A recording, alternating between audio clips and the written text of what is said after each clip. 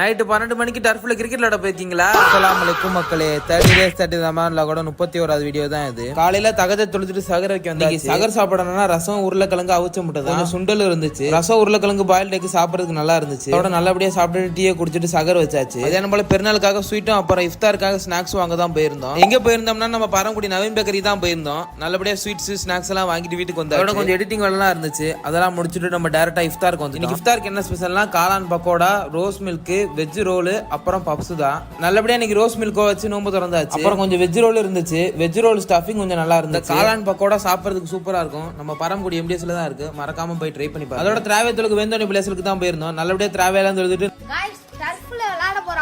நாங்களும் எங்க பசங்களோட சேர்ந்து கிட்டத்தட்ட 10 பேர் கிரிக்கெட் விளையாட போயிருந்தோம். இந்த டர்ஃப் பரமக்குடி அரிசிமா ஸ்கூல்ல தான் இருக்கு. இந்த டர்ஃபை பத்தின வீடியோ வேணுமான்னு மறக்காம கமெண்ட் பண்ணுங்க. அவ்வளவுதான் गाइस, இந்த சீரிஸ் இன்னையோட கம்ப்ளீட் ஆகுது. அடுத்த இயரும் கண்டிப்பா இந்த சீரிஸ் போடுவோம். இந்த மாதிரி என்ன சீரிஸ் போடலாம்னு மறக்காம கமெண்ட் பண்ணுங்க. இந்த மாதிரி வீடியோஸ் பார்க்க நம்ம கனிலா ஸ்டோன்ல இன்ஸ்டாகிராம், ஃபேஸ்புக்ல பாத்தீங்கன்னா ஃபாலோ பண்ணிக்கோங்க. யூடியூப்ல பாத்தீங்கன்னா சப்ஸ்கிரைப் பண்ணிக்கோங்க. நம்ம அடுத்த vlogல பார்க்கலாம். தேங்க்யூ.